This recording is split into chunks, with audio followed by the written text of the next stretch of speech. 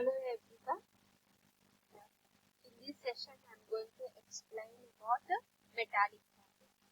This is the last topic of the first subtopic in the first unit.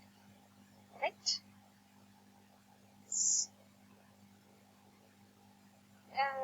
As you know that the covalent bond is there, ionic bond is there. Then what about this metallic bonding? So this metallic bonding mainly comprises to the metals. What are the various properties of metals? As you know, we have studied all these things in your previous classes. Just have a glance over them. Electrical and thermal conductors, opaque and high refractive power. They have high melting and boiling points.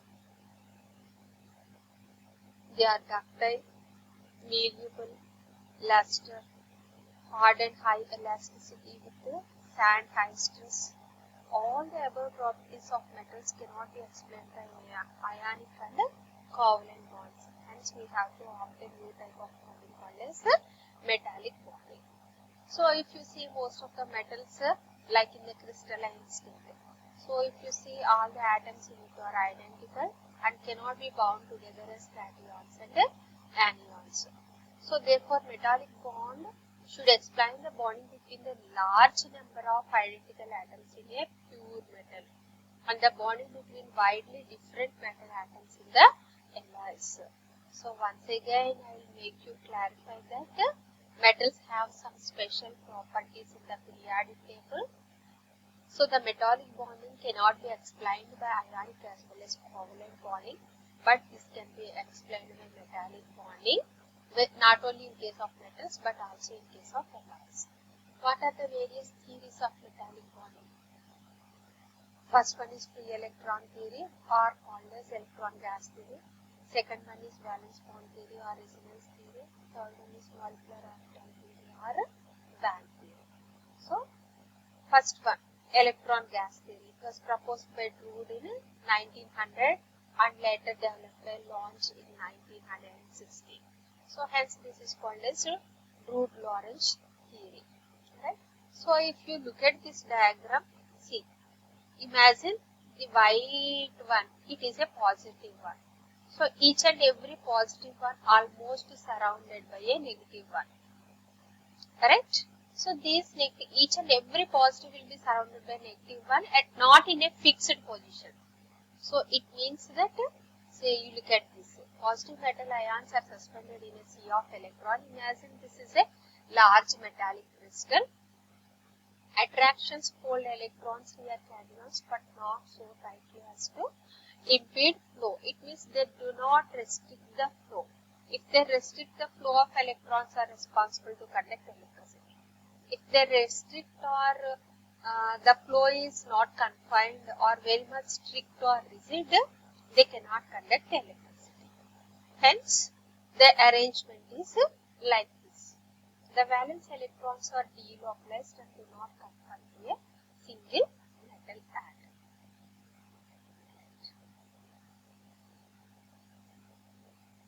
See, here in this, imagine as you know the sodium chloride crystal and all those things, FCC, DCC, you have studied in your previous classes as well as in physics.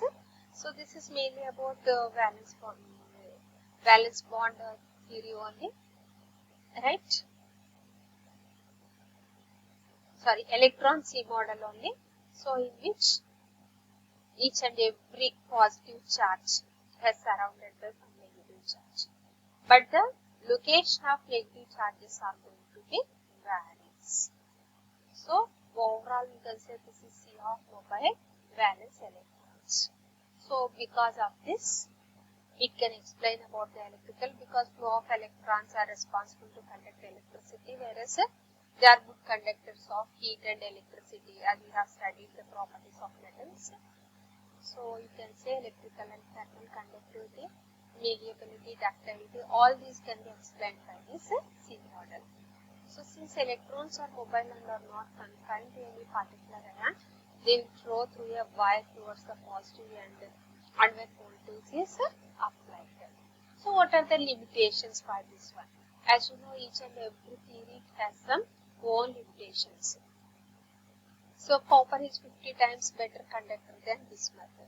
Though it explains the overall scenario of the metals for this electrical thermal conductivity, it cannot explain why one is a very good conductor than the other one.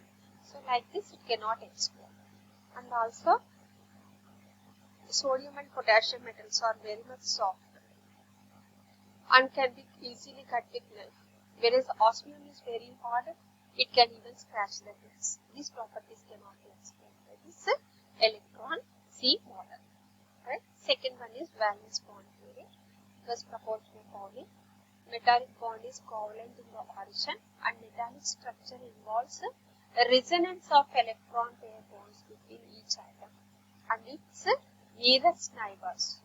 A molecule or ions having such delocalized electrons is represented by several contributing structures as well as resonating structures or conical forms. So, I am going to support, in order to support this statement, I am going to give a little bit explanation. Look at this diagram.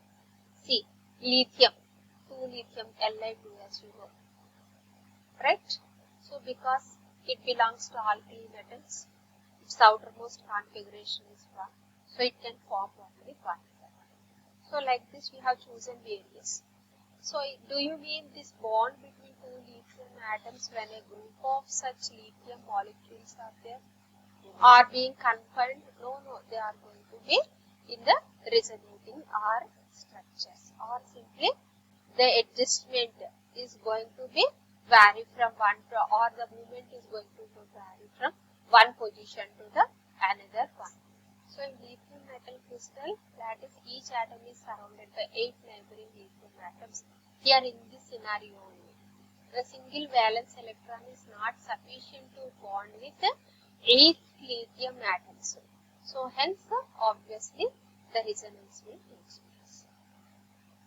The limitations are, it cannot explain the metallic state in liquid state or in solution. Only it can explain, or it is possible to explain the solid state. The last theory which can be explained or which is a supporting to the metallic bonding is molecular orbital theory, which is also called as a band. So the electrons in a metal are considered to belong to the crystal as a whole and not to the individual or any pairs of atoms. Metallic bond results from the delocalization of free electron orbitals over all the atoms of a metallic structure. Where there is presence of free electrons, because of the last what we can say the valence electrons. Right? So, according to LCAO, when 2 atomic orbitals are combined, 2 molecular orbitals are formed.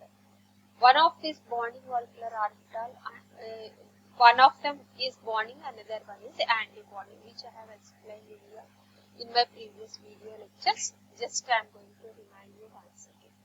Suppose if n number of atomic orbitals are going to be combined, it forms, so n by 2, it means the lower one, which is called as bonding molecular orbital, the upper one, the rest, n by 2, it forms antibonding. As energy separation between various molecular orbitals is very small, they form energy bands because of their difference in their energy levels, or by separation like bonding and anti-bonding molecular orbitals, they form bands. Hence, this is also called as band theory.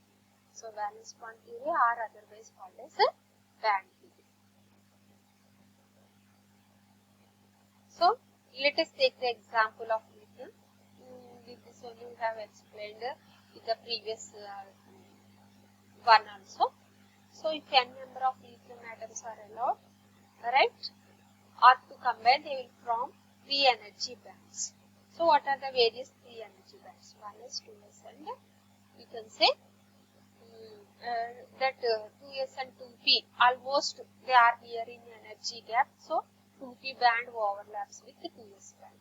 So, overall simply you can say 1s, 2s almost 2p. Right? So, 1s band formed by combination of 1s2 orbitals. Band is completely filled, so it is non-conduction. unless it has free electrons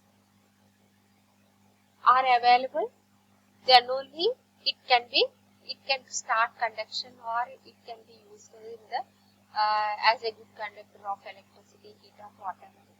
If it is completely filled, it cannot be used for the conduction. 2s band, it is valence band.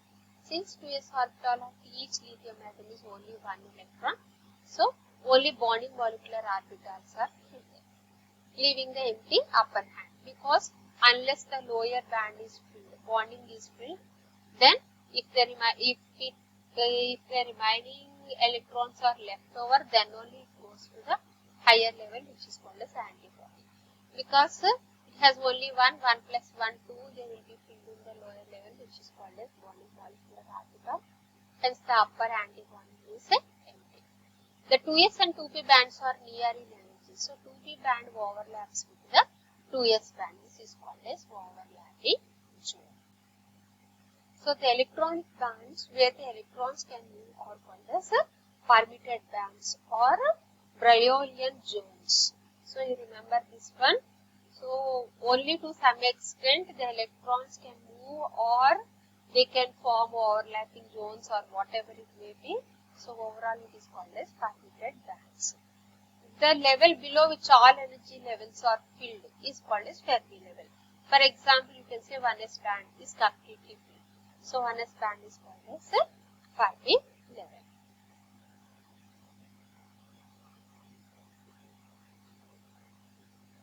Right?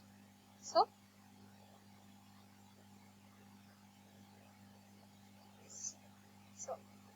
see the bands.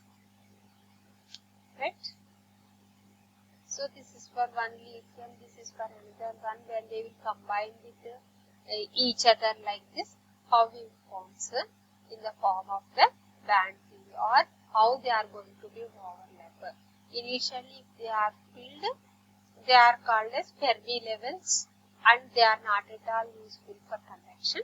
Later on, whatever the electrons are left over, which was called as valence electrons, they are going to be form or overlap with each other. So like this, the bond formation can be explained by looking at this diagram. So thus, by using band theory, we can easily explain why some solids are good conductors and others are insulators or non-conductors. So this is about metallic bonding. Correct? So next class, I will explain regarding the valence bond theory, then crystal field theory, splitting, and all those things. Let us learn in the next coming video sessions. Thank you all.